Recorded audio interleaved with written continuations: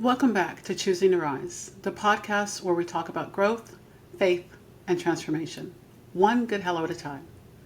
Today's episode is about a tough but honest topic: betrayal. Whether it's from a friend, a family member, a significant other, or a coworker, betrayal leaves a mark. It shakes our confidence, causes us to question everything, and sometimes makes us want to give up on people, plans, and even our own potential.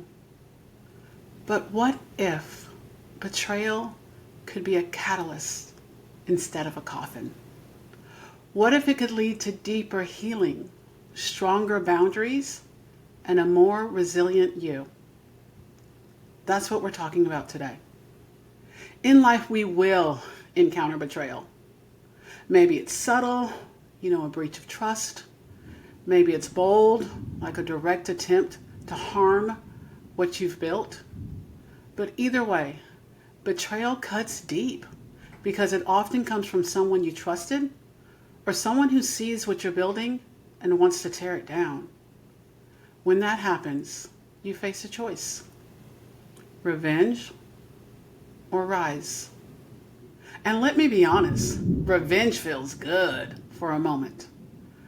The perfectly crafted rebuttal, the cold shoulder, the rehearsed speech of every wrong they did and every way you were right. But revenge doesn't heal. It just momentarily distracts from the wound.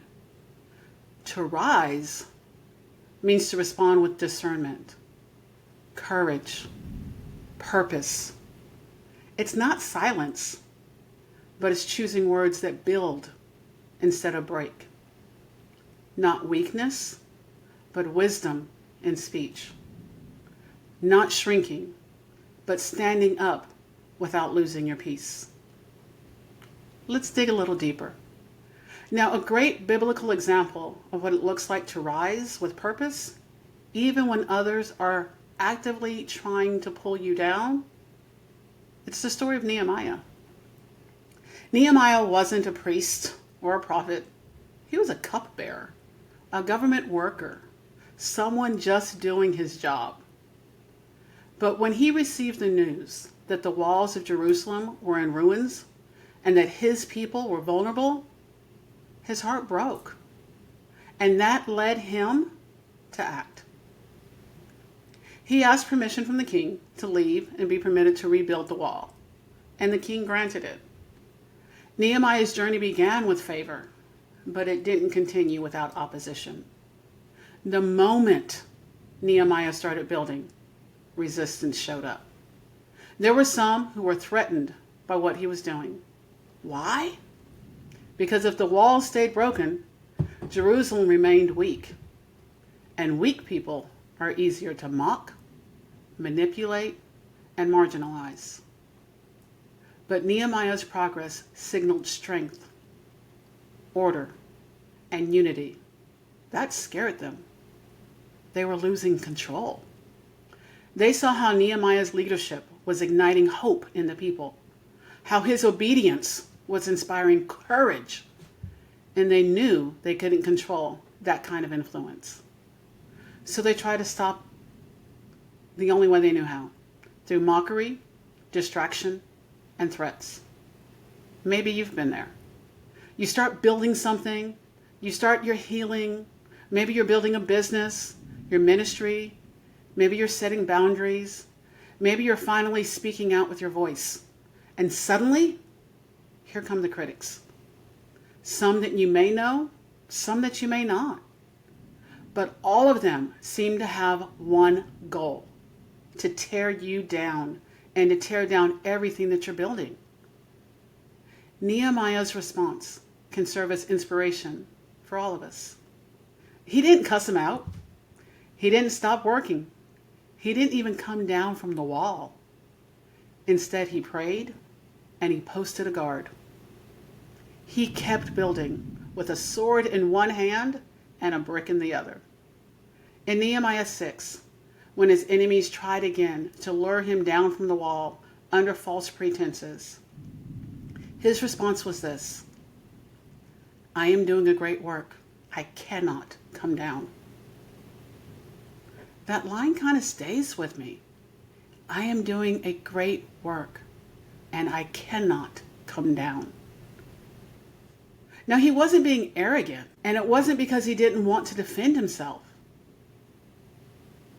But his response was because he understood something that I'm still trying to learn. Just because someone is attacking you doesn't mean they deserve access to you. Nehemiah teaches us that purpose is not proven by popularity, and obedience is not measured by applause. He chose to rise, not in disregard of the opposition, but because the work was too important to be interrupted. And maybe that's what someone listening needs to hear today. You're doing a great work. You don't need to justify your vision to people who were never called to build it. You don't need to prove your worth to those who only see your past. You don't need to shrink to keep the peace.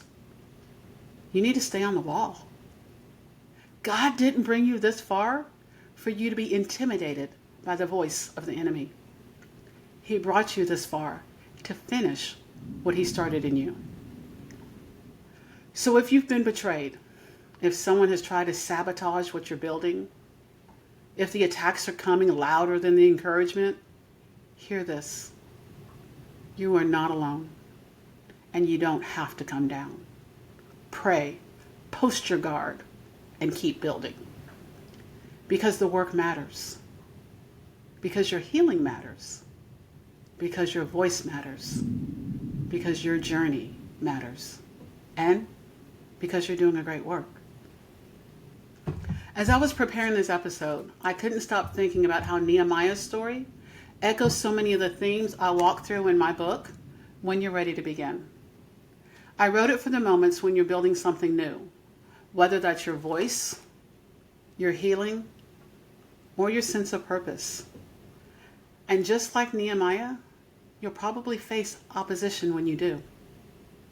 Week after week, I explore what it means to overcome fear, silence, self-doubt, stop people-pleasing, and rise into what God has already placed inside you. So if this episode speaks to something you're walking through, I hope the book will speak to you too. Stop for a moment and think about where betrayal has touched your life. Was it a friend? A coworker? Your significant other? What did it threaten to destroy? And what have you done with the pain? Have you allowed it to fuel bitterness, or have you chosen to rise? I know it's not easy. I've been there. I am there. And if I could sit with you face to face, I'd remind you of this: you don't have to rise alone. So this week, here's your one good hello to give. Encourage someone else who's building. Send a text, leave a voicemail, write a note. Remind them that their work matters, that they're not alone, that just like Nehemiah, they're doing a great work, and they don't have to come down. Because when we choose to rise, we also get to invite others to choose with us and to rise with us. Thanks for being here with me today. If you haven't already done so, please be sure to click like and subscribe, and share the podcast with everyone that you think may want or need to hear it.